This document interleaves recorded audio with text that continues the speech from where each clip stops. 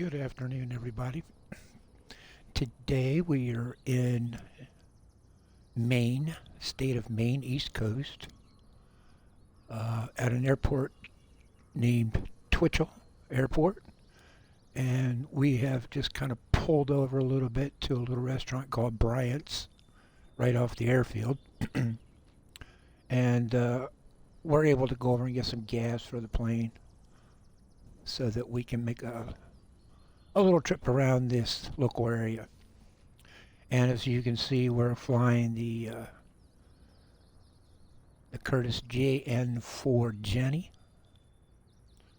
And we'll talk a little bit about this plane today and one of its predecessors that a lot of people don't know about.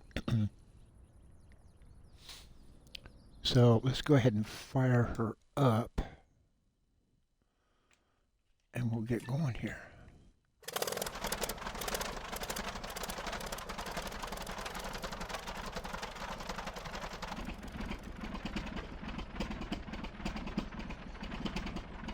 And of course the Jenny has no brakes, so you have to be a little careful what you're doing.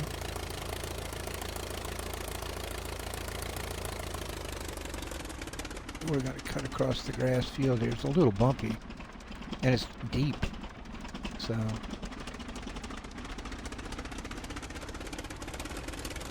but yeah, a little Bryant's restaurant right off the airfield. Pretty neat thing to have right, in a little local airport. But the other thing that's kind of a shame is that this airport is no longer open. It's been closed down. And it has a seaport attached to it. I've done a video on this airport before, and I think I showed a little bit of the seaplane area. Yeah, luckily we can use that little hill right there to help slow us down.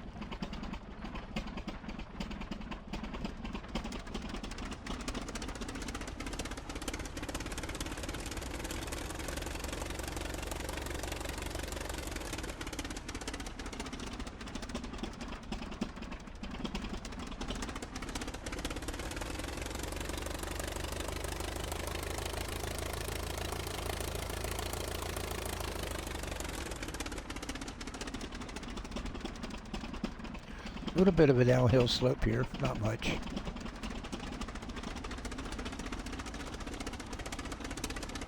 Of course, I always like to use grass strips if at all possible, but for the Jenny, but she can handle hard surface as well. And today we have, let's see if I can zoom in here. We have Miss Becky with us today. She's up in the front seat. And I'm actually going to see if I can turn the controls over to her during the flight, because I've never really done that, so it'd be interesting to see if that can be done. Okay, let's get her up in the air.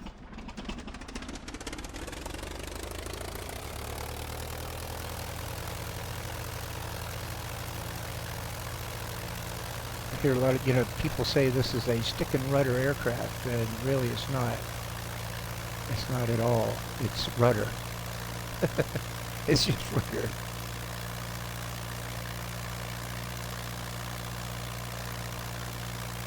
You have to fly this thing with a lot of rudder. It's a big rudder, very effective, and if you try to fly it with the ailerons, you're going to be working yourself to death. You're going to be way out of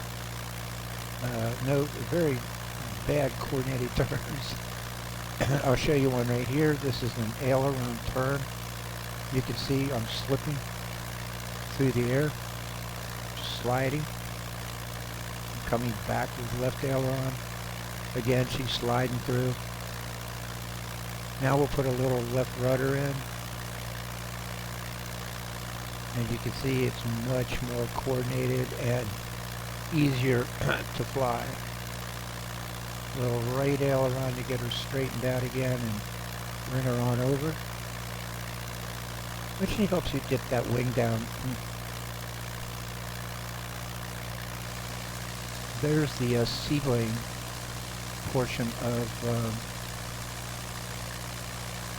the airport.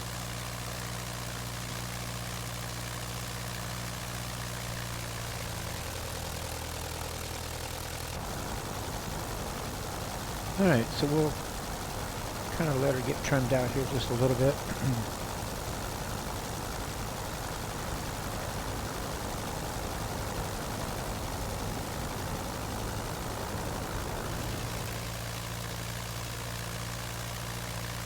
So this Jenny, yeah, what a history this thing has got. It's just totally amazing airplane. It's just super fun to fly, and I don't understand why more people don't fly it in the sim. I very seldom see them flying around, you know, with the with the Jenny online. When I turn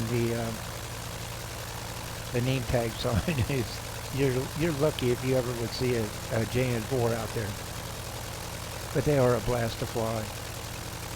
And this, of course, this was designed by Glenn Curtis, aerospace company, and it was produced as the training aircraft for the U.S. Army. Of course, they called it, they labeled it the JN, and that kind of stuck even after the U.S. Army Air Corps was done with them and kind of retired them.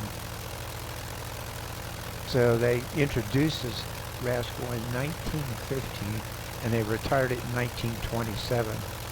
But as you know, after the war, it became one of the most popular general aviation aircraft for money making because of barnstorming days.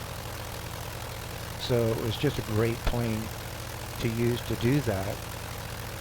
And thousands of those things were sold at some kind of crazy price. I can't, I mean, back in the day, it was still expensive, but right now, oh my God, I can't even imagine what one would cost. So, and then later on, there was another plane that took over well, it didn't really take over. It added to the barnstorming days, and we'll talk about that in just a second.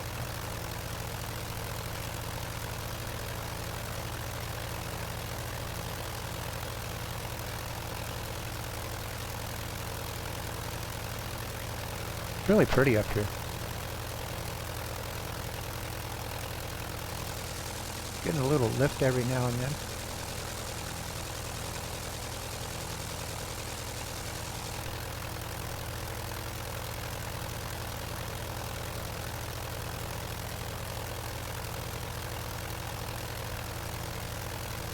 So the next airplane that came along to kind of implement what the Curtis Jenny was already doing at the time with barnstorming, giving rides, and you know, some people just had them for their own personal airplane, which was, I'd take one right now over anything. But the next plane that came out was the Standard J. It was a two-seater trainer as well, and it was produced in 1916 to 1918, which really didn't last long. But the story behind that is amazing, because if you've ever seen the movie The Great Waldo Pepper, that was a Standard J. That was not a Curtis Jenny, which a lot of people thought that it was, but it's not. And the designer of the Standard was Charles Healy Day, and I think he built 1,500 of them, something like that, in that short period of time. Now, the unique thing about the Standard was they were able to get permission from the CAA to modify the front cockpit, and they were able to get 4 people up front on that plane. And again, they almost look identical side by side, but they were able to modify the front cockpit to get 4 people up there, plus the pilot in the back. Now, think about money on that. You're going to a little airfield or a field out in the middle of nowhere, and you're going to give rides for a day, and your buddy Jenny guy over there is taking one at a time up, one at a time, burning fuel, wear and tear, but he's getting one passenger at a time. And then you got the standard guy, and he's hauling up 4 people at one time. And they're not paying any kind of discounted price. They're all paying full price. So that was just in itself is just very unique that they were able to do that. But the reason they were able to do that is because the structure of the standard was much different than the JN-4. The JN-4 would have had to make some serious, expensive modifications to be able to achieve that. So anyway, that's the story on the JN-4, and the Curtiss, or the standard J. And I'm not really sure the designation on that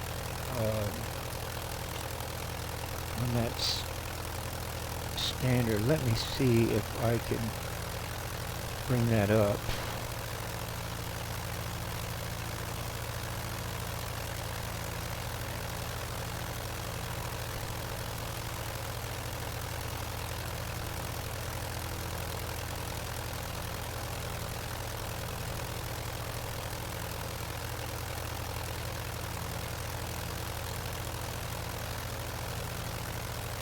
So the standard had, let's see, 1, 2, 3, 4, 5, 6, 7, 8 different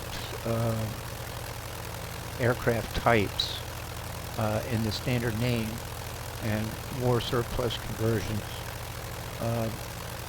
I think, let's see, yeah, the one that was produced that was able to carry the additional passengers was called the Lincoln Standard, the LS5. Just amazing. So, you know, if you're putting around in your JN-4 and your buddy's over there at a S5, Standard 5, you know, you're kind of thinking, oh man, where did I go wrong here? But still, the Curtiss Jenny is just an unbelievable airplane.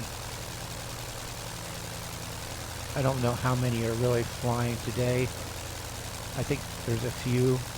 This particular one right here with the number of 4983 is sitting right now in the museum in Washington, D.C., the Aerospace Museum, so, or the Smithsonian.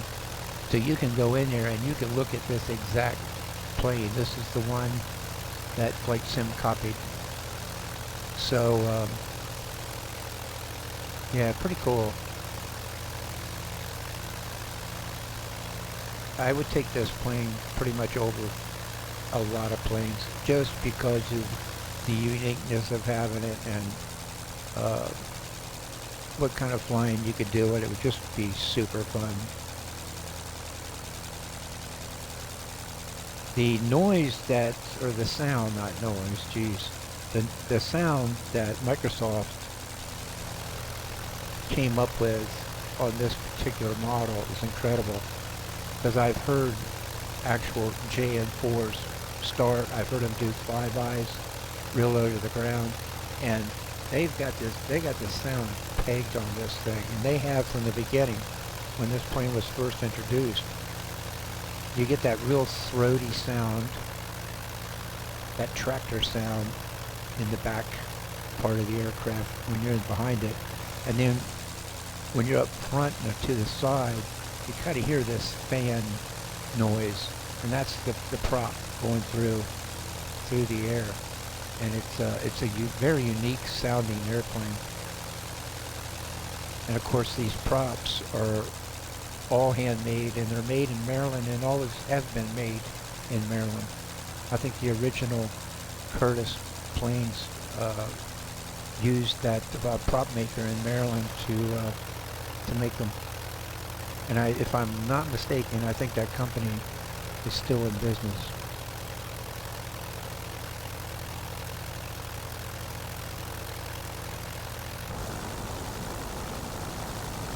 I notice a lot of people that do fly the Jenny, they don't like the heat source coming off the cylinders here and the muffler.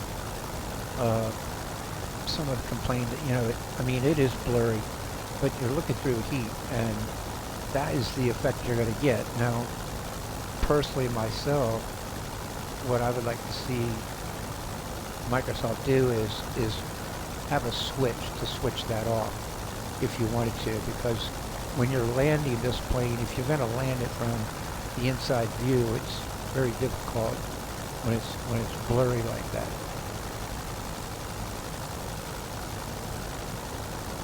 So I think that would be pretty cool if they could do that, eliminate that heat source look. But it's the real deal, I mean, look at that. Them bad boys there putting off some serious heat right down that fuselage, and that's what you're going to see, no matter what side of it you're on. All right, so the fun part here. Can Miss Becky fly the Jenny? We're going to find out. I just gave her the controls. Let's see what she does.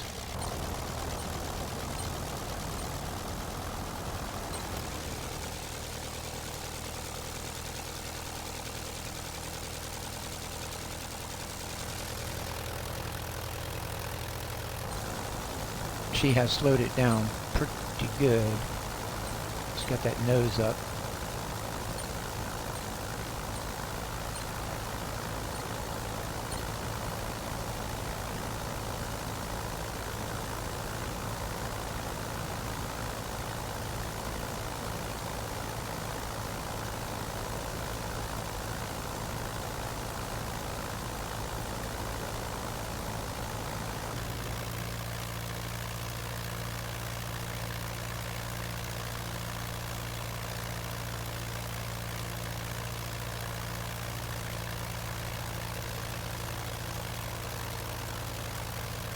So we're doing about 75 miles per hour.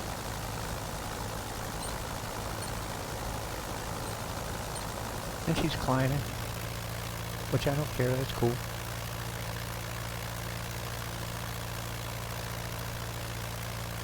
So let's see if we can find an airport close by.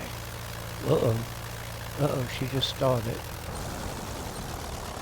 And I'm not sure if I can get it out in time.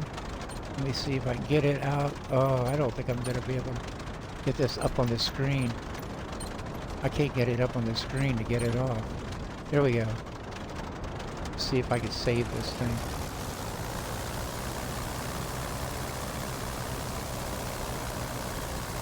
I was in the trees. Well,